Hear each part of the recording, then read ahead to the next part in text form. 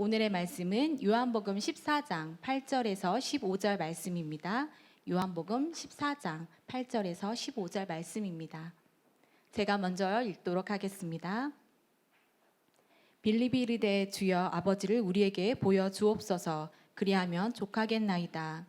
예수께서 이르시되 빌립아 내가 이렇게 오래 너희와 함께 있으되 내가 나를 알지 못하느냐. 나를 본 자는 아버지를 보았거늘 어찌하여 아버지를 보이라 하느냐. 내가 아버지 안에 거하고 아버지는 내 안에 계신 것을 내가 믿지 아니하느냐. 내가 너희에게 이르는 말을 스스로 하는 것이 아니라 아버지께서 내 안에 계셔서 그의 일을 하시는 것이라. 내가 아버지 안에 거하고 아버지께서 내 안에 계심을 믿으라. 그렇지 못하겠거늘 행하는 그 일로 말미암아 나를 믿으라. 내가 진실로 진실로 너희에게 이르노니 나를 믿는 자는 내가 하는 일을 그도 할 것이요 또한 그보다 큰 일도 하리니 이는 내가 아버지께로 감이라.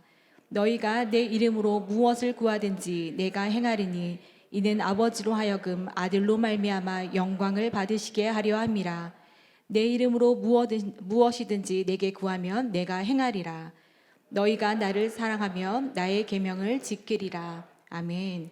이태재 담임 목사님께서 나오셔서 성도의 특권이라는 제목으로 말씀 전하여 주시겠습니다. 할렐루야. 오늘도 현장에서 함께 예배드릴 수 있어서 얼마나 감사한지 모르겠습니다.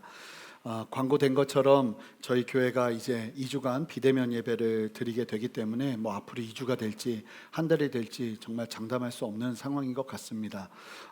안타까운 건 사실은 오늘부터 말씀이 굉장히 좀 어떻게 보면 중요하고 현장에서 함께 좀 기도하고 그러면서 하나님께서 풀어내실 일들이 있어야 될 것 같은데 다음 주부터 가정에서 예배드릴 수밖에 없는 현실이 너무나 안타깝지만 그럼에도 불구하고 기대하고 소망하는 것은 여러분들의 자리에서 예배할 때 그 자리에서 하나님께서 친히 함께 하시고 성령께서 충만하게 역사하셔서 그 자리도 현장 못지않게 놀랍게 역사하시기를 소망하면서 중보해야겠다 하는 생각이 참 많이 듭니다. 우리 성도님들 무엇보다도 많이 힘드실 겁니다. 교회를 둘째치고 우리 성도님들의 개인의 삶도 계속적인 이 코로나의 어려움 때문에 이제 좀 나아질만 하면 또 이러고 보니까 한 4개월마다 이렇게 일이 일어나는 것 같아요. 그래서 이 상황 속에서 지치지 마시고 하나님이 주시는 새 힘을 얻는 시간 되었으면 좋겠습니다. 특별히 오늘 말씀부터 아주 중요한 메시지들이 선포되는데 이 말씀을 통해서 여러분들의 삶이 변화되고 하나님의 진리 안에서 정말 새로워지는 은혜가 있었으면 좋겠습니다. 그래서 이 시간 좀 같이 기도하고 말씀을 좀 대하고 싶은데 여러분 함께 기도할 때 하나님 이 시간 내가 마음을 열고 오직 주님만 바라보며 주님이 말씀 가운데 내 안에 역사하시도록 내 마음을 드리며 나가오니 주여 이 시간 다스려 주시옵소서. 그렇게 우리 한 목소리로 기도하며 나가겠습니다. 함께 하시는 주님을 찬양합니다. 주님 앞에 전심으로 나아갑니다. 하나님 우리의 연약함을 내려놓고 오직 성령의 충만을 구하며 주님 앞에 간구하며 나가오니 성령님 이 시간 충만하게 역사하시고 우리로 하여금 말씀을 깨달아 주님의 진리 안에 굳게 서는 은혜 허락하여 주시기를 원하오니 주여 역사하시고 은혜 베풀어 주시옵소서. 그렇게 새 일을 행하실 주님을 찬양합니다. 성령이여 이 시간 충만하게 역사하시고 아버지는 우리의 길이 되어주시고 우리의 지혜가 되어주시고 우리의 눈이 되어주시고 우리의 마음이 되어주셔서 아버지 이 시간 선포되는 말씀을 온전히 깨달을 수 있도록 역사하여 주시옵소서. 존귀하신 주님 감사합니다. 우리를 부르셔서 이 시간도 우리에게 말씀하시는 주님 신뢰하며 주님 앞에 나가오니 성령께서 충만히 역사하시고 아버지 하나님 이 시간 온전히 예수 그리스도의 영광만 드러나는 시간 되도록 은혜 베풀어 주시옵소서. 감사하며 예수 그리스도 이름으로 기도합니다. 아멘.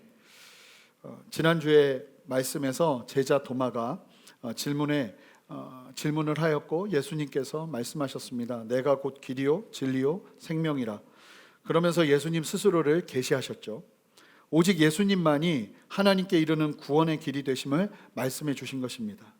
지난주 본문의 마지막 절을 함께 읽어보겠습니다. 요한복음 14장 7절 말씀인데요, 함께 읽겠습니다. 너희가 나를 알았더라면 내 아버지도 알았으리로다. 이제부터는 너희가 그를 알았고 또 보았느니라. 예수님께서 성부 하나님을 알았고 보았다고, 너희가 나를 알았으니 내 아버지도 알게 되었다고 말씀하시면서 선포하시고 지난주 말씀이 끝났습니다. 예수님을 보아 알았으면 아버지 하나님도 보고 안 것이라고 삼위일체 되신 하나님이심을 말씀하신 것이지만 아직 성령의 조명하심 아래 이해할 수 있도록 도우시는 역사를 경험하지 못한 제자들은 이 말씀이 너무나 어렵습니다.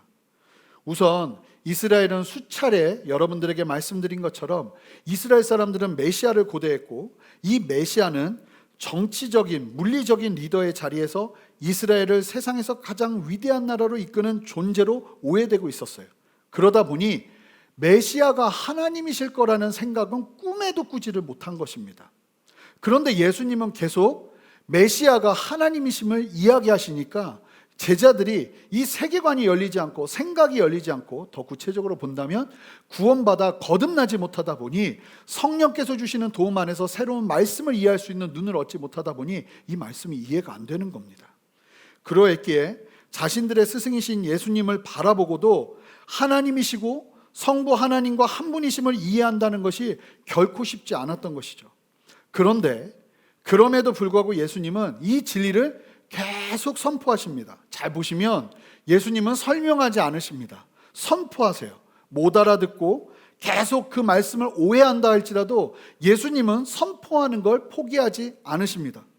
여러분, 진리를 드러내고 선포하시는데 진리가 가진 힘은 놀랍습니다. 이 진리가 이해되지 않아도 계속 선포되다 보면 시기가 되어 예수님을 거듭남을 통해 보며 이해하기 시작할 때 그 선포된 말씀이 하나 버릴 것 없이 새겨지게 되는 것입니다. 제자들이 그렇죠. 그러했기에 성령 강림 사건 이후에 제자들은 그렇게도 못 알아듣던 예수님의 메시지를 하나하나 기억하며 그들은 복음서를 작성하여 수많은 세대에 예수 그리스도의 복음을 들을 수 있도록 이야기하고 전파한 것입니다. 여러분, 그러니 지금 말씀이 이해되지 않아도 계속 복음 앞에, 말씀 앞에 여러분들의 삶을 노출하시기를 주님의 이름으로 축복합니다. 예배할 때마다 도통 무슨 말인지 모르겠다 할지라도 괜찮아요. 그것은 제자들과 별반 다를 것 없는 일반적인 모습입니다. 그런다 할지라도 계속 말씀에 여러분들의 삶을 노출하는 겁니다. 요한복음에 보이는 예수님을 보세요. 제자들에게 반복해서 계속 진리를 말씀하시죠. 저도 변함없이 반복하여 복음을 계속 선포할 겁니다. 그러니까 걱정하지 마세요. 계속 한 10년 듣다 보면 나아지겠죠. 20년 듣다 보면 나아지겠죠. 그리고 어느 날 성령이 내 안에 임하시면 그 말씀들이 이해되겠죠. 그렇게 반복하여 가르치시며 우리를 세우시는 예수님을 함께 바라보는 시간 되기를 원합니다. 예수님께서 그렇게 다시금 제자들에게 너희가 나를 보고 알았으니 이제 성부 하나님을 보고 아는 것이라고 말씀하시자 예수님의 12제자 중 한 사람 빌립이 질문을 합니다. 자, 8절 말씀 한 목소리로 읽겠습니다.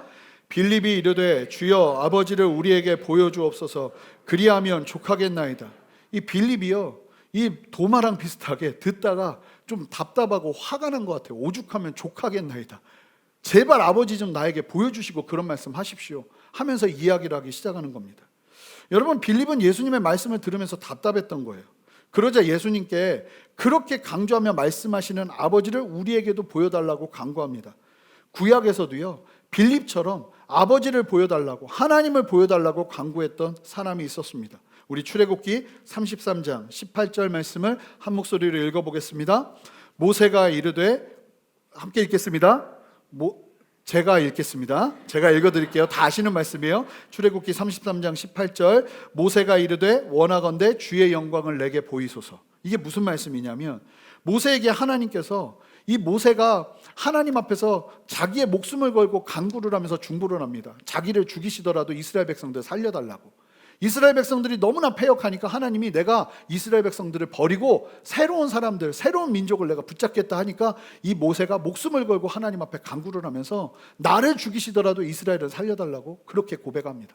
그 고백에 하나님께서 마음을 주시면서 뭐라고 말씀하시냐면 내가 너에게 원하는 것을 주겠다 하는 말씀을 하세요. 그때 모세가 참으로 힘들고 어려운 현실과 상황이었음에도 불구하고 소원을 말하라 말씀하시는 그 주님의 말씀 앞에 뭘 구하냐면 하나님의 얼굴을 보고 싶다고 합니다. 그런데 더 놀라운 사실은 모세는 조금 전만 해도 40일 동안 하나님의 영광을 봤습니다. 그러면 만족할 만하잖아요. 그런데 하나님의 영광을 보는 사람들의 특징은 만족할 줄을 모른다는 겁니다. 그리고 나서도 또 소원이 뭐냐고 물으면 하나님의 얼굴을 보는 것이에요. 모세가 그와 같은 바램으로 수많은 바램들을 뒤로하고 하나님의 얼굴을 보고 싶다고 이야기했고, 이 모세의 간구는 이스라엘 백성들에게 두고두고 회제가 되었습니다. 아마도 이런 모세의 이야기가 영향을 주었던 것 같고, 실제 예수님께서 너희가 나를 보았으면 성부 하나님을 본 것이라고 말씀하시는 이야기를 반복하면서 들으면서 더 이상 참지 않고 고백한 솔직한 심경이었습니다. 안 보이는데 계속 너희들은 봤다고 하니까 이 빌립이 얼마나 답답했겠어요. 얼마나 답답하면 예수님의 아버지를 우리도 보면 족하겠다고, 더 이상 바랄 게 없다고 말하잖아요. 제발 그렇게 말만 하지 마시고 우리의 눈에 떡하니 보여주십시오라고 이야기를 한 겁니다. 그러자 예수님께서 빌립에게 이렇게 말씀하십니다. 자, 우리 함께 9절 말씀을 우리 한 목소리로 크게 읽어보겠습니다. 예수께서 이르시되 빌립아, 내가 이렇게 오래 너희와 함께 있으되 내가 나를 알지 못하느냐? 나를 본 자는 아버지를 보았거늘 어찌하여 아버지를 보이라 하느냐? 예수님께서 제자들에게 누누이 계속 얘기해 오신 거예요. 예수님이 누구신지, 내가 하나님이고 하나님의 아들이고 그리고 하나님과 하나이다 라는 것을 끊임없이 말씀해 오신 것 같아요. 그러기에 뭐라고 말씀하시냐면, 내가 얼마나 너에게 이 부분을 더 얘기해야 되냐, 너희들 알 때도 됐지 않았냐, 계속해서 이해하지 못하고 아버지를 보이라고 요청하냐고 말씀하시는 예수님이세요. 예수님께서도 이 정도로 가르쳤으면 예수님이 어떤 분이신지 알기를 충분하다고 보신 것이죠. 그러나 놀라운 사실은 제자들은 예수님이 어떤 분이신지, 예수님의 하나님 되심을 지금도 이해하지 못하고 있습니다. 여러분, 시간이 우리의 신앙을 온전히 세워주는 것이 절대 아닙니다. 내가 교회 다닌 지 10년이 되고 20년이 됐어도 이 제자들과 같을 수 있고, 예수님을 믿은 지 어제 예수님을 믿었어도 이 제자들보다 더 예수님을 많이 알 수 있습니다. 여러분, 예수님과 아무리 오랫동안 함께 했어도 지금 제자들과 같은 모습이라면 안타까울 수밖에 없는 것이죠.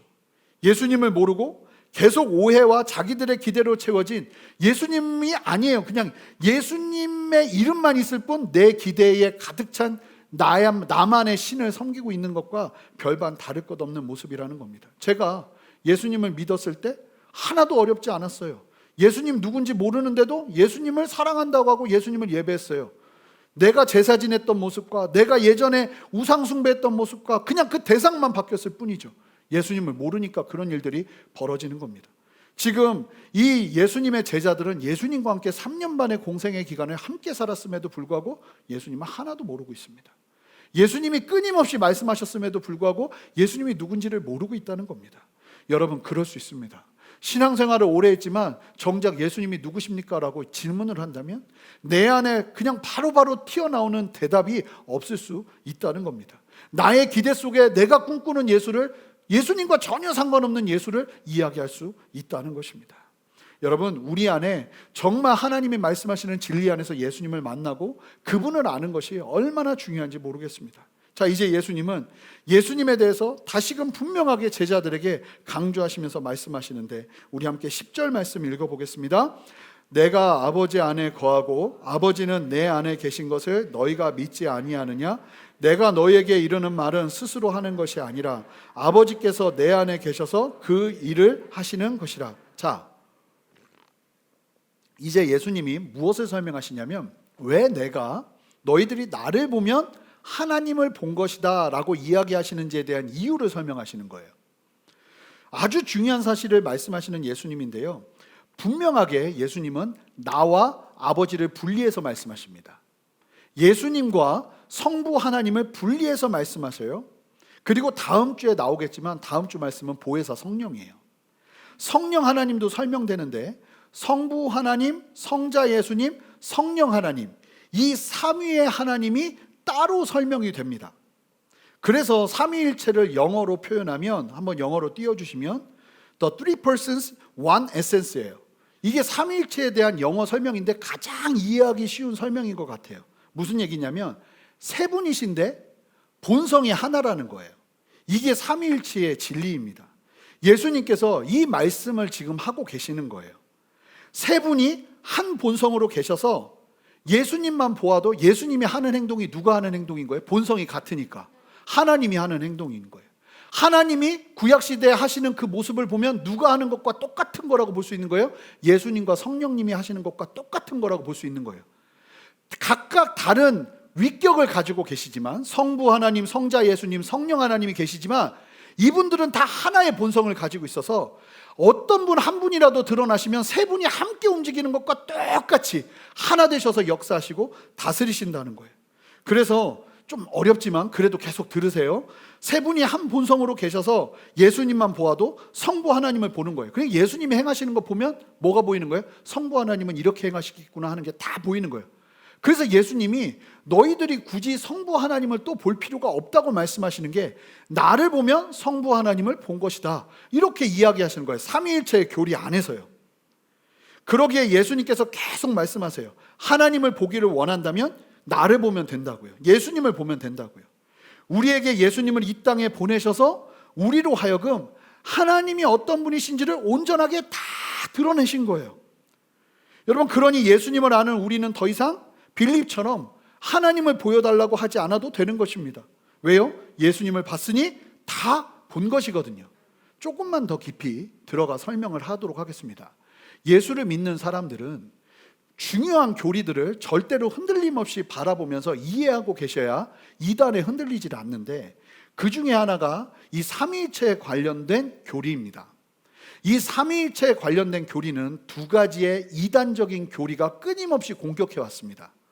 그리고 오늘날도 이단들은 이 잘못된 삼위일체 교리로, 삼위일체가 아니죠, 하나님에 대한 잘못된 신론, 하나님에 대한 잘못된 교리로 끊임없이 성도들을 공격하기에 여러분들이 좀 알고 계시는 게 좋을 것 같습니다. 몇 번씩 반복해서 말씀을 드리도록 하겠습니다. 첫 번째는 삼신론입니다. 자, 삼신론. 이 삼신론은요, 말 그대로 어떤 뜻이냐면 한 분이 아니라는 거예요. 성부 하나님, 성자 예수님, 성령 하나님이 각각 하나님의 세 분의 하나님으로 존재하신다는 거예요. 그래서 세 분의 하나님이 계시는 것이지 한 분이 아니다 라고 가르치는 건 이단입니다. 1980년대에 한국교회 신학자들이나 아주 영성 있는 목사님들이요, 이 삼신론을 많이 가르쳤어요, 성도들에게. 그래서 성도님들이 하나님이 한 분이시라는 개념보다 하나님은 세 분이다, 성부 하나님, 성자 하나님, 예수님, 성령 하나님 각각 따로 계신 분이다, 이런 잘못된 가르침들이 성행했던 겁니다. 그런데 그렇지 않아요. 세 분이시지만 한 본성을 가지고 계셔서 하나라고 이야기하는 거예요. 그래서 세 분이 각각 다른 의견이 나올 수가 없어요. 왜냐하면 한 본성이기 때문에. 우리로서는 이해할 수 없지만 부부가 하나가 되었다고 이야기해서 부부가 각각 똑같은 이야기를 하는 게 아니잖아요. 우리에게는 한계가 있지만 하나님에게는 그 연합이 온전한 연합이 되어서 한 본성으로 역사하시고 다스리시는 거예요. 또 다른 이 잘못된 가르침이 뭐냐면 양태론입니다. 이건 뭐냐면 다니엘 신론이에요. 뭐냐면 하나님은 무조건 한 분이신데 어떨 때는 변신하는 거예요. 성부 하나님으로 변신했다가, 어떨 때는 성자 예수님으로 변신했다가, 어떨 때는 성령 하나님으로 변신하는 거예요. 그래서 여러분, 이 삼위일체론을 이런 식으로 들어보신 분이 많을 거예요. 이런 거다, 물이 수증기가 되고 얼음이 되고 물이 되는 것처럼 삼위일체 하나님은 그런 분이다 하면 이거 양태론의 가르침이에요. 이거 올바른 예가 아닌 거예요. 물이 수증기가, 이게 잘못된 거예요. 이 칼바르트라는 신학자가 있었어요. 근데 아주 유명한 신학자인데, 영향력이 있었던 신학자인데, 이분이 뭘 문제를 삼았냐면 이 하나님이 한 분, 하나님이 세 위격을 가지고 계신다, 그 위격이라는 표현에 회의를 표명하고 세 분의 존재 방식, 세 분이 존재 방식이 다를 뿐이다 라는 이야기를 하면서 이야기를 해가지고 1900년대부터 21세기부터 갑자기 이 양태론이 퍼지기 시작하면서 삼위일체 하나님에 대한 이론을 무너뜨리고 쉽게 말하면 흔드는 일들이 벌어진 겁니다. 그런데 이것도 어떻게 보면 하나님을 온전히 알지 못하는 한계 가운데 있는 가르침과 잘못된 교훈이고 교리예요. 우리가 믿는 건 뭐예요? 하나님은 세 분이시지만 한 본성을 가지고 계신다, 새 위격을 가지고 계시지만 한 본성을 가지고 계신다 하는 게 우리가 가지고 있는 신앙이에요. 여러분, 이것을 기억하시기 바랍니다. 그래서 새 위격을 가지신 하나님이 한 분이시라는 삼위일체의 신학적인 중요한 근거가 오늘 본문에서 설명이 되는 거예요.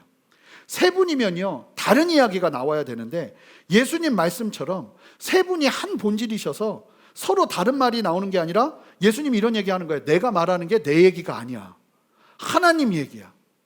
하나님이 말씀하시는 게 하나님만의 얘기가 아니에요. 예수님의 얘기이기도 한 거예요. 성령 하나님의 얘기이기도 한 거예요. 그러니까 새 위격이 한 본성으로 한 목소리를 내며 역사하시고 일하신다는 거예요. 그러니 예수님을 보면 하나님이 선명하게 보일 수밖에요. 예수님이 말씀하시는 것, 예수님이 행하시는 것, 그 모든 것에 성부 하나님의 신성이 담겨져 있기 때문에 그래요. 그래서 성경은 삼위일체라는 것을 언급하지는 않지만 성경의 전체적인 교리와 가르침을 따라 이 삼위일체라는 너무나도 귀한 교리가 만들어지게 된 것입니다. 그래서 예수님께서 그 이야기를 하시는 거예요. 이게 굉장히 중요해요. 예수님의 삶 속에서 일어나는 삶의 모든 능력과 예수님의 역사하심의 원리는 하나님이 내 안에 거하고 내가 하나님 안에 거하는 참된 일치와 연합 속에서 이루어지는 거예요. 자, 이거를 예수님께서 강조하시는 이유가 있어요. 자, 예수님은 하나님과 예수님의 일치, 성부 하나님과 예수님의 일치를 강조하시면서 계속 말씀하시는데요. 무슨 말씀을 하시냐? 자, 11절 말씀 이야기하십니다. 함께 읽어보겠습니다. 내가 아버지 안에 거하고 아버지께서 내 안에 계심을 믿으라. 그렇지 못하겠거든 그 행하는 그 일로 말미암아 나를 믿어라. 하나님이 내 안에 거하고 내가 하나님 안에 거하는 걸 내가 아무리 말해도 못 믿겠거든. 그러면서 하시는 얘기가, 그러면 내가 지금까지 한 것들을 보면서라도 믿어라. 왜냐하면 예수님께서 이 땅에서 공생의 사역을 하면서 끊임없이 뭘 드러내셨죠? 하나님 되심을 드러내셨어요. 기적과 이적을 통해서. 여러분, 이 기적과 이적이 어느 정도로 많았냐면 요한복음 21장 25절을 한번 띄워주시면, 요한복음 21장 25절을 보면 이 요한이 이런 얘기를 합니다. 예수님께서 하신 기적과 이적이 너무나 많아서 책으로 다 담을 수가 없을 정도로 너무나 많고 다양했다는 거예요. 주님께서 하신 일들이. 이 사도 요한은 예수님께서 공생의 기간 동안 너무나 많은 일들을 하셔서 책에 다 기록할 수 없을 정도라고 말하고 있어요. 이와 같이 예수님께서 놀라운 기적과 이적을 행하신 이유가 무엇인지, 그 목적을 오늘 말씀 이 11절을 통해서 말씀하시는 거예요. 다른 것이 아니라 세상 가운데 예수님의 하나님 되신, 내 안에 하나님이 거하고 하나님이 내 안에 거하는 그 놀라운 사실 속에서 예수님이 하나님이심을 온 세상에 믿게 하도록 하기 위해서 그와 같은 기적과 이적을 나타내 보이셨다는 거예요. 하나님의 기적을 예수님을 통해서 일으키신 겁니다. 이어서 예수님께서 이런 말씀을 하세요. 자, 이 12절 말씀 함께 읽어보겠습니다. 아주 중요한 말씀인데요. 함께 읽겠습니다. 내가 진실로 진실로 너희에게 이르노니 나를 믿는 자는 내가 하는 일을 그도 할 것이요 또한 그보다 큰 일도 하리니 이는 내가 아버지께로 감이라. 그러면서 이 이야기를 하시다가 사실은 예수님께서 정말 하시고 싶은 이야기는 12절부터예요. 자, 이 12절 말씀 하시는데 예수님께서 성부 하나님과의 관계 속에서 일어났던 놀라운 기적을 이야기하던 중에 예수님은 아주 놀라운 예언을 하십니다. 이 말씀은 예언입니다.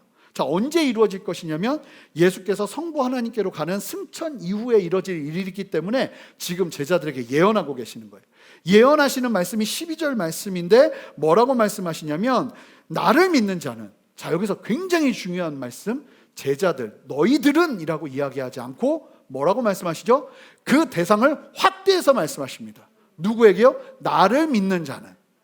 제자들만 이런 일을 하는 것이 아니라 예수 그리스도를 믿는 모든 사람은 이러한 일을 할 수 있다고 말씀하시면서 영역을 확대하시는 거예요. 대상을 확대하시는 거예요.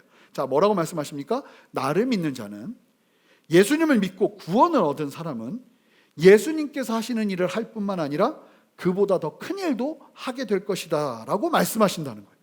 자, 중요한 사실은 제자들만 이런 역사를 경험하는 것이 아니라 이제 앞으로 내가 하나님께로 돌아가고 나서는 나를 믿는 사람이라면 누구라도 이런 역사를 누리게 된다는 겁니다. 예수님을 이 땅에 보내셔서 하나님의 뜻을 이루게 하기 위해 성부 하나님은 예수님 안에 거하시며 하나님의 역사를 예수님을 통해서 다 나타내셨죠.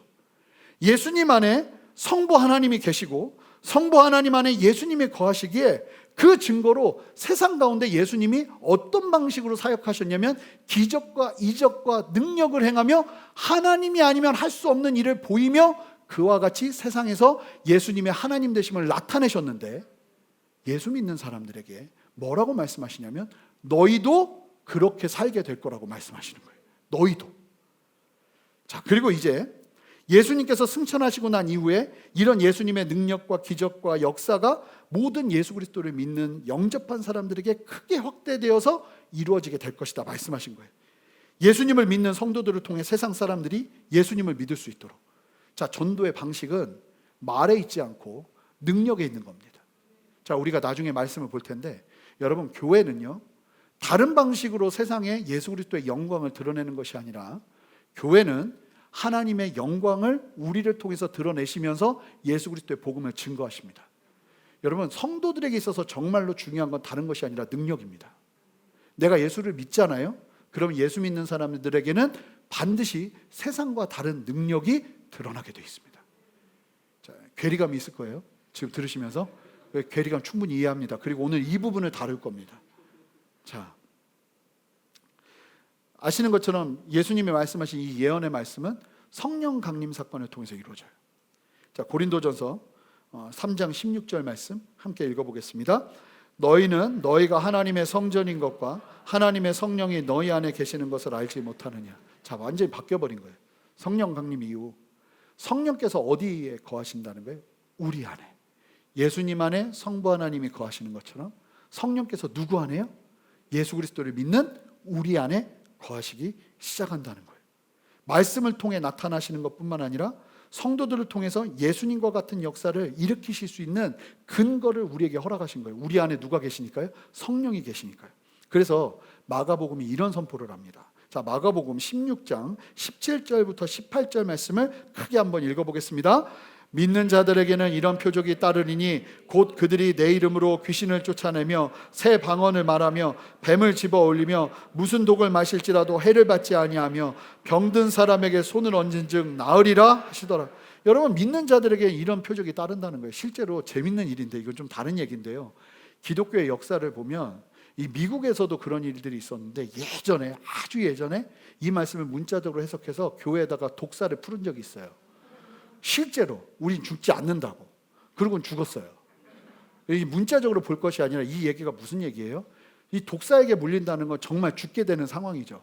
그런 상황이 와도 정말로 예수 그리스도를 믿는 자들에게 필요한 능력이 임한다면 그런 사람들도 살게 되는, 죽음의 질병을 가지고 있어도 예수 그리스도를 믿는 사람들이 실제로 치유를 받아서 살 수 있는 그러한 놀라운 기적과 역사들이 일어날 수 있게 된다고 주님께서 마가복음을 통해서 말씀하신 거예요. 그리고 그 말씀은 사도행전을 통해서 바로 증명되기 시작하죠. 사도행전 3장을 보시면 태어날 때 약 40년간 안진뱅이였던 사람이 베드로의 한마디로 일어나 걷기 시작합니다. 사도행전 9장을 보시면 죽었던 도르가가 다시 살아나는 나사로의 기적과 같은 똑같은 역사가 하나님의 사람들, 예수 그리스도의 사람들을 통해서 일어나기 시작합니다. 그 외에도 수많은 이적과 기적의 역사가 기독교의 역사 속에 수두룩하게 정말 책으로 다 담을 수 없을 정도로 담기고 나타나 드러나기 시작하는 겁니다. 그리고 이 말씀은 단지 사도시대의 사람들에게만 적용되는 것이 아니라 오늘 말씀이 분명하게 말하는 바대로 예수님을 믿는 모든 사람들에게 적용되는, 오늘날 우리에게도 동일하게 적용되는 말씀이요 진리인 것입니다. 그런데 문제는 우리에게 이 말씀이 남의 이야기처럼 다가오는 괴리감이 있다는 겁니다. 자, 여러분 예수님을 믿으십니까? 아멘 하시잖아요. 자, 그러면 이 말씀이 정말 여러분들에게 생명으로 역사되고 있습니까? 왜 이런 괴리감이 있을까요? 그 원인을 함께 살펴보길 원하는데요. 여러분 13절 14절 말씀을 함께 읽어보겠습니다. 함께 읽겠습니다. 너희가 내 이름으로 무엇을 구하든지 내가 행하리니 이는 아버지로 하여금 아들로 말미암아 영광을 받으시게 하려 함이라. 내 이름으로 무엇이든지 내게 구하면 내가 행하리라. 여러분, 예수님의 이름으로 무엇을 구하든지 내가 다 행할 것이라고 말씀하시고 내 이름으로 무엇이든지 내게 구하면 내가 다 이룰 것이라고 말씀하시는 예수님이세요. 그런데 화가 날 정도로 안타까운 사실은 지금 나는 내가 무엇이든지 구하면 불러도 대답 없는 당신을 만나는 것이 너무나 안타까운 우리의 현실이라는 겁니다. 왜 나는 그렇게 구하고 간구하는데 내 응답은 더디고, 예수님이 말씀하신 것처럼 예수님보다 더 큰 일을 할 거라고 했는데 아니 성경에 나오는 한 자락이라도 내 삶에 일어났으면 좋겠고 하는 현실적인 괴리감 속에서 우리가 살고 있다는 거죠. 왜 그럴까요? 왜 그럴까요? 여러분, 주님께서 말씀하신 이 13절 14절의 내용이 실제로 우리의 삶 가운데 현실되게 하기 위해서 절대적으로 필요한 말씀은 15절에 선포됩니다. 자, 함께 15절 말씀 큰 소리로 읽어보겠습니다. 너희가 나를 사랑하면 나의 계명을 지키리라. 뜬금없어요. 갑자기 13절 14절이 나오다가 15절이 나오는데 전혀 다른 내용이 나와요. 너희가 나를 사랑하면 나의 계명을 지키리라. 여러분, 무엇이든지 구하면 주신다고 하시는데 구하는 사람에게 있어서 절대적인 요소가 15절에 담겨 있는 것입니다. 대부분의 사람들은 13절 14절을 외우고 선포하시는데 사실은 13절 14절은 결과입니다. 열매입니다. 15절만 제대로 하면 누리게 되는 열매입니다. 우리가 예수님을 너무나 사랑하며 예수님의 말씀과 명령을 지키고 살아간다면 그 사람이 구하는 무엇이든지 예수님의 뜻과 연결되어 있기 때문에, 예수님은 사랑하고 그 계명을 지키며 사는 예수님의 사람이라면 그 어떤 기도도 들어주시고 함께 하시는 거예요. 왜냐하면 그 어떤 기도가 나의 욕심을 위한 기도가 아니라 분명히 하나님의 뜻과 하나님의 영광을 위한 기도이기 때문에 그 기도에 하나님이 힘을 실어주시고 능력을 주시고 예수님보다 더한 역사로 함께 하신다는 거예요. 오늘 말씀에서 중요한 건 여러분, 예수님 안에 성부 하나님이 계신다는 사실뿐만 아니라 예수님도 성부 하나님 안에 계셨다는 사실입니다. 여러분, 이게 너무나 중요한 신앙의 균형이에요. 성령 하나님께서 우리 안에 거하신다는 것이 온전하게 우리 안에 생명으로 역사되는 데 있어서 필요한 것이 무엇이냐면, 여러분, 성령께서 우리 안에 내주하고 계십니다. 내주하고 계시는 성령의 그 놀라운 역사와 능력이 우리의 삶 가운데 드러나는 데 있어서 우리가 해야 될, 이제 예수님을 믿기만 하면 그냥 거저 성령이 내 안에 거하시도록 주님께서 놀라운 기회를 주셨기 때문에 그 기회는 거저 먹지만, 그 거저 먹은 기회가 나에게 능력이 되게 하기 위해서 정말로 내가 해야 되는 건 무엇이냐? 내가 성령 안에 거하는 거예요. 그게 뭡니까? 성령 충만이에요. 이게 안 되면 내가 성령 안에 거해서 내 자의로 살아가는 것이 아니라 성령의 충만, 구약에서 말하는 성령의 충만은 에스겔 성전 미문에서 나오는 물이 무릎 정도로 차는데 그게 성령 충만이 아니에요. 가슴 정도로 차는데 그게 성령 충만이 아니에요. 큰 강물이 나에게 휩쓸려 와서 내가 그냥 그 강물의 그 흐름을 따라서 둥둥 떠다니는 거예요. 나의 의지와 나의 목표와 나의 방향성이 아니라 성령께서 나를 주도해 가시는 대로 내가 순종하며 나가는 거예요. 이 성령 충만이 내 안에 이루어지지 않으면 내 안에 계신 성령과 내 안에 계신 하나님의 능력이 어떤 부작용을 일으키는가? 여러분, 기가 막힌 게, 저는 새벽 예배 말씀을 준비하면서, 그리고 주일 말씀을 준비하면서 이 연결이 돼요. 그래서 새벽 말씀을 꼭 들으셔야 돼요. 여러분, 성령이 내 안에 거하셔도 내가 성령 안에 충만을 누리지 않으면 어떤 일이 벌어지는가? 그 단적인 아주 심각한 문제를 드러냈던 사람이 누구냐면 사사 삼손입니다. 삼손에게 하나님의 영이 임하고 엄청난 능력이 임합니다. 아시는 것처럼 삼손은요, 마음만 먹으면 나귀 턱뼈 하나로 수많은 병사들을 그냥 다 죽여버리는, 한 번 힘을 내면 그냥 아무리 꽁꽁 묶고 있어도 뭐 그냥 쉽게 말하면 썩은 줄을 풀듯이 그냥 다 풀어버리는, 이 사람이라면 능히 감당할 수 없는 힘과 능력을 하나님께로부터 받았어요. 그리고 그때마다 하나님의 영의 충만함을 받고 그 기적들을 일으켰어요. 그런데 아시는 것처럼 삼손이요, 하나님 안에 거하질 않아요. 지가 살고 싶은 대로 살아요. 자기가 하고 싶은 대로 해요. 그래도 하나님의 영이 함께하고 하나님의 능력이 함께해요. 그러니까 어떤 일이 벌어지느냐? 하나님의 열매가 드러나는데 결과가 하나님과 상관없는 결과가 일어나기 시작해요. 점점 하나님의 역사가 그 삼손이라는 사람을 통해서 드러나는데, 시대 속에서 삼손은 사람들의 천덕꾸러기가 되기 시작합니다. 여러분, 어쩌면 교회 모습 아닙니까? 교회 안에도 여전히 성령께서 역사하시고 성령께서 치유하시는데 세상의 천덕꾸러기가 되기 시작하는, 왜 그럴까요? 왜냐하면 오늘날도 우리가 성령의 충만을 받고 성령의 능력을 받고 성령의 기름 부심을 받고 성령의 역사하심을 누리지만 우리가 성령 충만하지 않아요.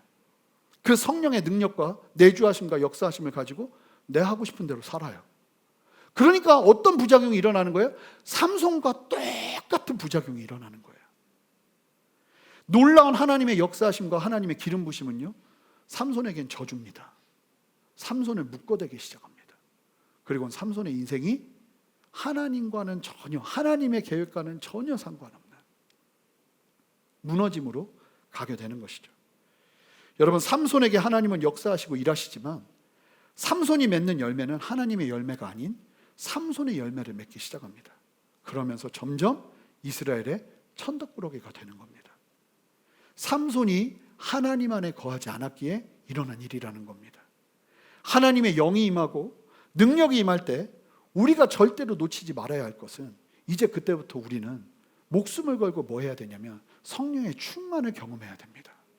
우리의 인생의 주인이 내가 아니라 바로 예수님이라는 사실을 기억하고 우리의 삶이 철저하게 예수님의 다스리심 앞으로 들어가면 이제 뭐가 조성이 되는 거예요?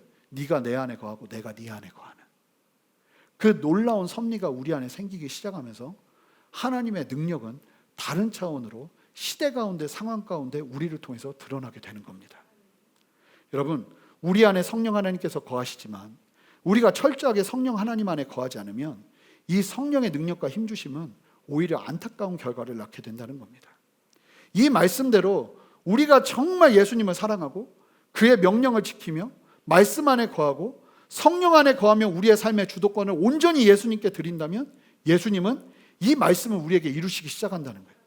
우리가 예수님과 같은 일을 할 뿐만 아니라 예수님보다 더 큰 일도 하게 되는 거예요. 그래서 바울이 우리의 사역법은 다르다라고 이야기하면서 이와 같이 이야기합니다. 우리의 사역법은 전혀 다르다. 세상 사람들 일하는 방식과 다르다 하면서 우리는 그럼 어떻게 일하는가? 자, 고린도전서 2장 4절 5절 말씀을 한 목소리로 읽어보겠습니다. 내 말이 내 전도함이 설득력 있는 지혜의 말로 하지 아니하고 다만 성령의 나타나심과 능력으로 하여 너희 믿음에 사람이 지혜에 있지 아니하고 다만 하나님의 능력에 있게 하려 하였노라. 여러분, 사도 바울의 고백이 딱 맞아요. 여러분, 성도들은 다른 게 있어야 돼요.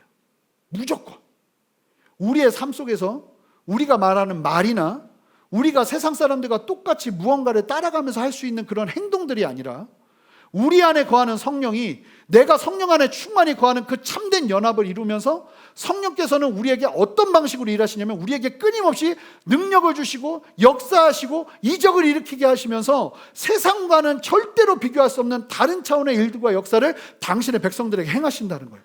교회는 그 방식으로 사역하는 게 교회라는 거예요.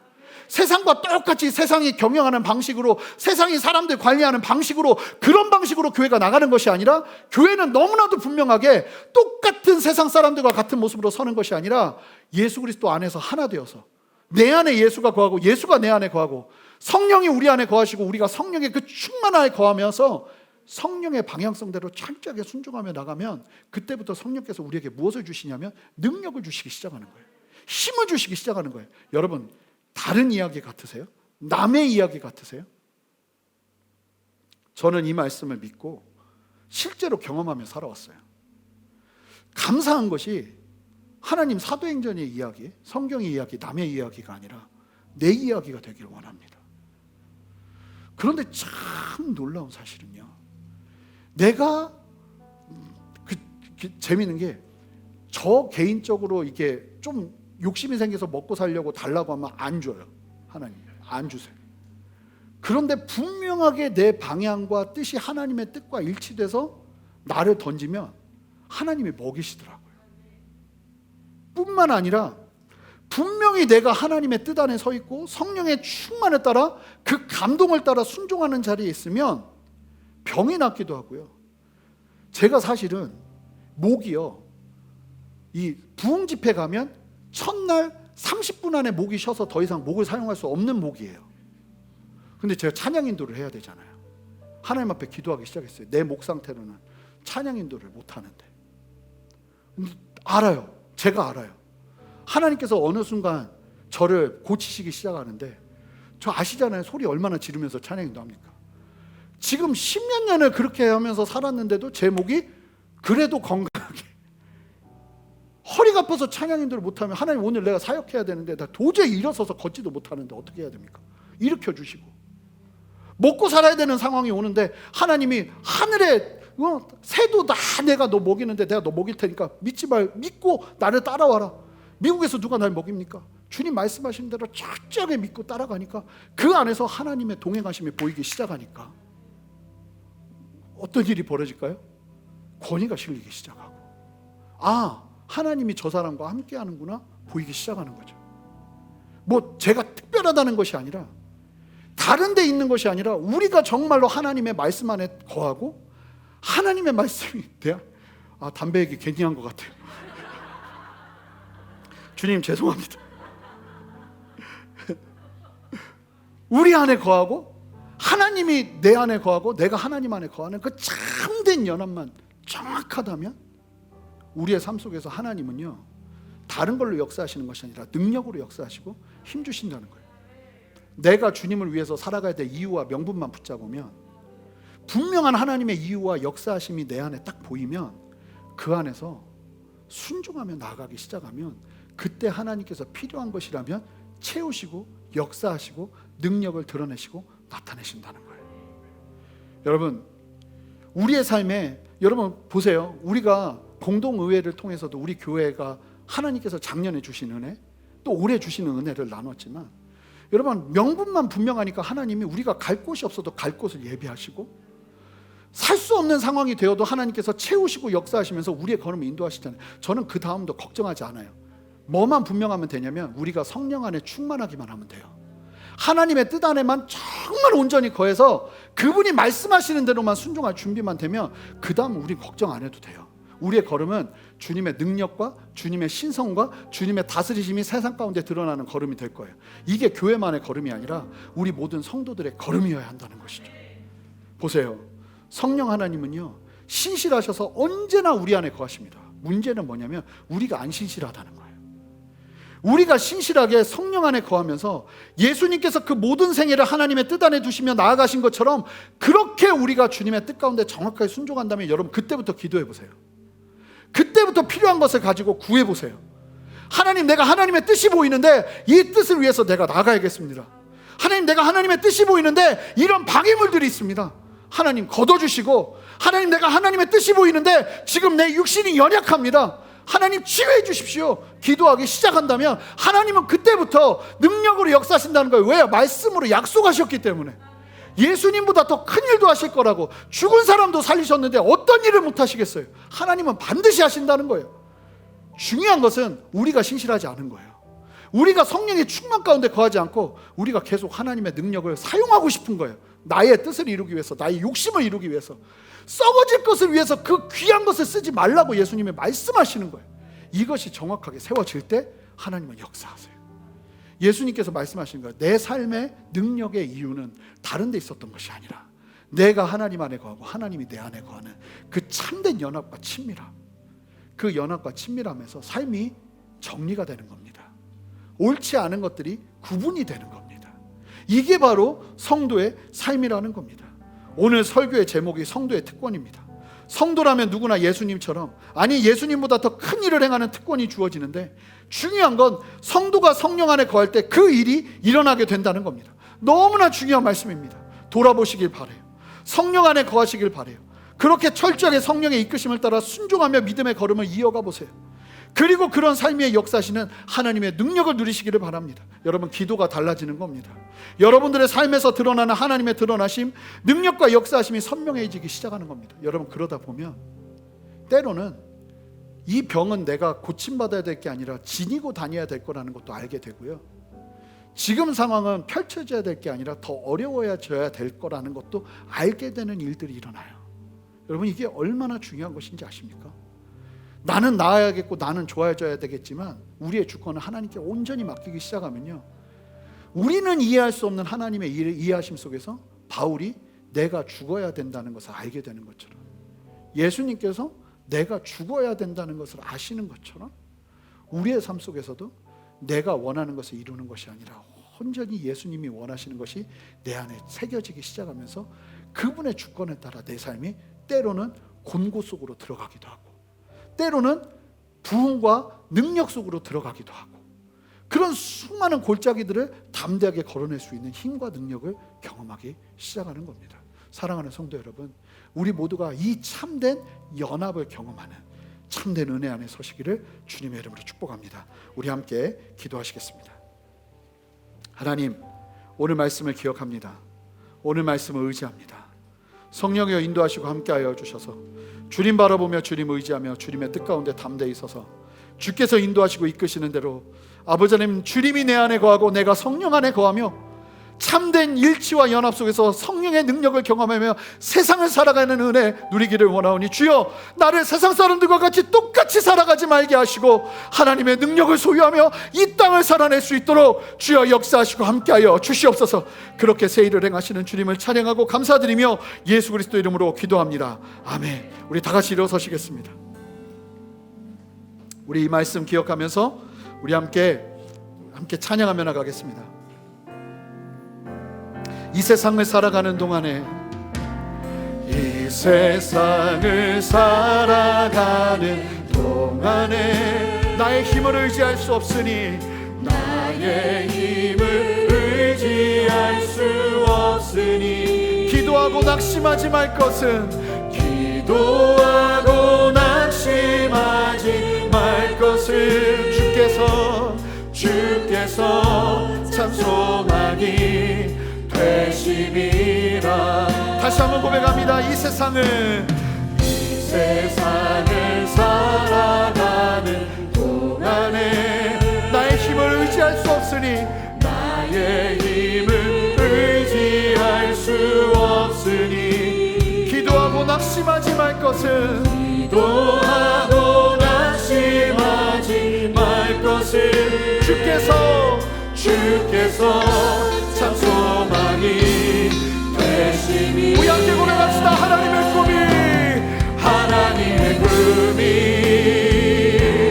나의 비전이 되고, 예수님의 성품이 나의 인격이 되고, 성령님의 권능이 나의 능력이 되길 원하고 바라고 기도합니다. 주의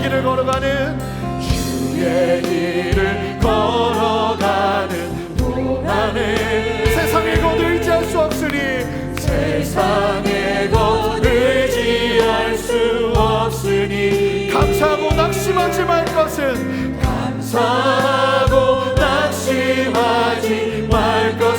주께서 참 기쁨이. 다시 한번 성도님들이 고백하십니다. 주의 길을 걸어가는 동안에,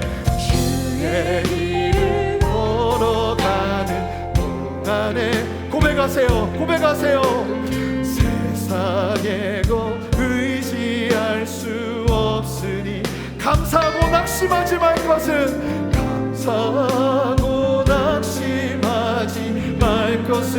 주께서 참 기쁨이. 우리 함께 주님 앞에 두 손을 들고 기도합시다. 하나님의 꿈이 이것이 되어야 하나님의 우리 안에 역사하십니다.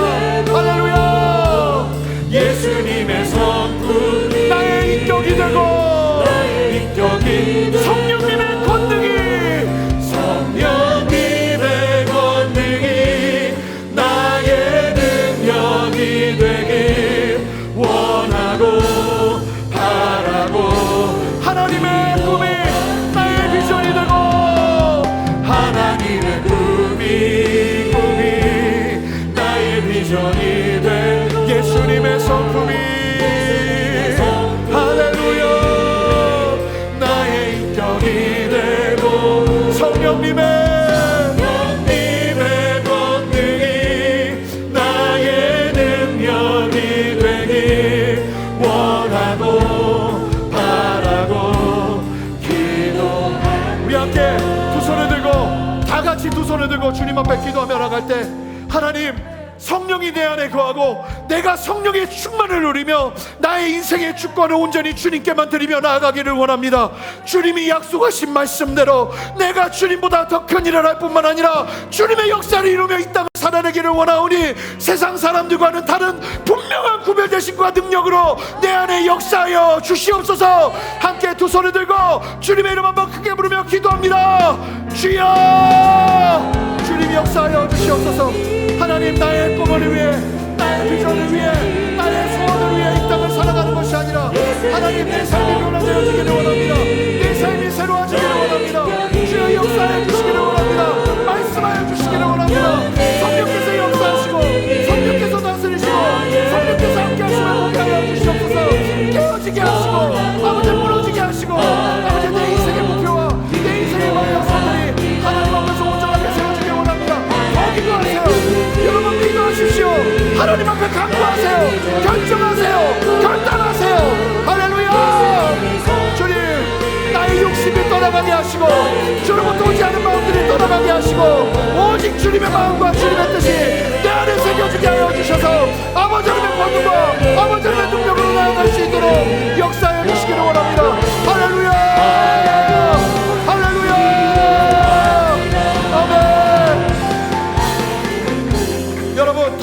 들으세요. 이 시간 기도할 때 성령이여 내 안에 충만하게 역사하셔서 오직 성령의 나타나심과 권능으로 이 땅을 살아갈 수 있도록 하나님 내 안에 충만하게 역사하여 주시옵소서. 내가 분명하게 나의 삶의 주권을 주님께 올려드리며 나가오니 이 시간 내 안에 충만하게 역사하셔서 이전에 경험하지 못했던 아버지 하나님의 나타나심이 내 안에 있게 하시고, 아버지 그 일들을 통해서 하나님께서 하시고자 하는 일들이 풀어지며 역사되어지며 다스려지는 역사를 보게 하여 주시옵소서. 그렇게 주님 앞에 기도하며 나갑니다. 함께 기도하며 나가겠습니다. 함께 기도합니다. 할렐루야. 역사하시는 주님을 찬양합니다. 성령이여 충만하게 역사하여 주시옵소서. 한 사람 한 사람의 삶 가운데 말씀하시고 다스리시는 주님을 보게 하옵소서. 성령의 기름 부심이 올라가게 하시고 성령의 다스리심이 올라가게 하시고 하나님의 만만한 뜻으로 설 수 있도록 역사하여 주시기를 원하오니 주님 말씀하시고 다스려 주시옵소서. 할렐루야. 새 일어나가 하시는 주님을 찬양합니다. 말씀하시는 주님을 찬양합니다. 이끄시는 주님을 찬양합니다. 주님 보게 하시는 주님을 찬양합니다. 하나님 능력으로 역사하시고 하나님 권능으로 역사하시고 아버지 우리의 삶 속에서 그러한 일들이 끊임없이 일어나기를 원하오니 주여 역사하시고 다스려 주시옵소서. 우리의 걸음이 그와 같아지기를 원합니다. 아버지 우리의 걸음이 그와 같이 일어서기를 원합니다. 주여 역사하여 주시옵소서. 할렐루야. 할렐루야. 아멘. 아멘. 하나님의 꿈이 나의 비전이 되고 예수님의 성품이 나의 인격이 되고 나의 인격이 되고 성령님의 권능이 나의 능력이 되길 원하고 우리 함께 고백합니다. 부르신 곳에서 합니다. 부르신 곳에서 나는 예배하네. 어떤 상황에도 나는 예배하네. 부르신 곳에서 할렐루야 예배하네. 어떤 상황에도 나는 예배하네. 하나님, 오늘 이 말씀이 우리 안에 있는 그대로 능력으로 드러나길 소망하며 하나님 이 말씀을 신뢰하며 주님 앞에 섭니다. 우리 모든 성도님들의 삶이 그저 주님이 내 안에 거하시는 것만으로 만족하며 살아가는 인생이 아니라 내가 성령 안에 거하며 성령의 충만을 누리며 나의 자의로 이 땅을 살아내는 것이 아니라 성령의 인도하심을 따라 이 땅을 살아내는 참된 순종과 부복이 아버지 우리 모두에게 있어지기를 원하오니 주여 역사하여 주시옵소서. 하나님 우리 교회가 능력을 다시 한번 되찾기를 원합니다. 하나님 우리의 인생이 그 성령의 다스리심과 나타나심과 역사하심과 능력을 되찾기를 원합니다. 성령께서 충만하게 역사하여 주셔서 이 땅을 세상 사람들과 같은 모습으로 살아내지 않게 하시고 성령께서 주시는 능력과 권능을 삶 가운데 누리며 이 땅을 살아낼 수 있도록 역사하여 주시옵소서. 성경의 이야기들이 남의 이야기들 같고 나와는 상관없는 이야기 같고 하나님의 능력과 다스리심은 몇몇 사람들에게만 경험되어지는 것 같은 괴리감이 이 시간 무너지게 하시고 모든 성도들의 삶 가운데 기도 가운데 역사되어지는 하나님의 능력, 기도 가운데 다스려지는 아버지 하나님의 응답, 예수님과 같은 일을 할 뿐만 아니라 예수님보다 더한 일도 알게 되는 그 놀라운 역사하심이 참으로 주님과 함께 연합되어지는 그 연합 속에서 일어날 수 있도록 은혜 베풀어 주시기를 원하오니 우리 성도님들의 삶을 새롭게 하여 주시옵소서. 방향성이 바뀌게 하시고 꿈이 바뀌게 하시고 인생의 목표가 바뀌게 하시고 아버지 인생의 목적이 바뀌게 하시고 그 바뀌어진 온전한 주님의 말씀 안에 서는 목표 안에서 주께서 행하시는 일들과 역사하심과 다스리심을 경험하며 능력을 취하게 하시고 하나님의 다스리심을 취하게 하여 주시옵소서. 그래서 신의 성품에 참여할 뿐만 아니라 하나님의 신성이 우리를 통해 드러남으로 말미암아 이 어두운 시대 속에서 성도들의 성도다운 삶으로 아버지 이 땅에 드러날 수 있는 참된 은혜 보게 하시기를 원하오니 그 일을 통해서 예수의 영광을 나타내시고 예수를 모르는 자들이 예수 앞으로 돌아오는 참된 은혜와 생명의 역사를 허락하여 주시옵소서. 그렇게 우리를 세우시는 주님을 찬양합니다. 우리 성도님들을 가정 가운데 직장과 친척들과 사람들 가운데 높이 들어 세워 주시옵소서. 하나님의 영광을 드러내시고 하나님의 특별한 기름 부심이 흘러갈 수 있도록 역사해 주시되 거저 일어나는 것이 아니라 분명한 삶의 주권의 문제가 예수 앞으로 온전하게 확정되어지는 그 기적의 역사 속에서 이루어질 수 있도록 은혜 베푸시고 함께하여 주시옵소서. 그렇게 새 일을 행하시는 주님을 찬양합니다. 이것이 단순히 이때만의 기도가 아니라 우리의 삶 속에서 한 영역 한 영역 정리되어지게 하셔서 하나님의 진리 안에서 하나님의 능력으로 사역하는, 하나님의 능력으로 이 땅을 살아내는 참된 은혜를 우리 모두가 누리게 하여 주시옵소서. 주님, 그렇게 놀라운 하나님 안에서나 누릴 수 있는 그 능력을 우리와 공유하여 주셔서 감사하고, 아무것도 아닌 우리들이 예수를 믿음으로 말미암아 그와 같은 놀라운 특권을 누리게 하여 주셔서 감사합니다. 하나님, 이 특권 놓치지 않고 세상에 썩어질 특권 쫓아다니며 살아가는 안타까운 인생 되지 않도록 주님, 우리를 새롭게 하여 주시옵소서. 이제는 우리 주 예수 그리스도의 크신 은혜와 아버지 하나님의 무한하신 사랑과 성령의 내주하심과 교통하심과 신실한 역사하심이 오늘 말씀을 기억하며 주님의 진리 안에 굳게 서서 아버지의 말씀 앞에서 주님의 뜻을 이루며 주님이 내 안에 거하고 내가 주님 안에 거하는 참된 연합 속에 하나님의 능력을 나타내며 이 땅을 살아내기를 소망하는 함께 예배하는 모든 성도님들의 머리 위에, 가정 위에, 직장과 삶의 모든 터전 위에, 사랑하는 순전한 교회와 이 땅의 모든 교회들과 이 나라와 온 열방 위에 이제로부터 영원토록 함께 하시기를 간절히 축원하옵나이다. 아멘.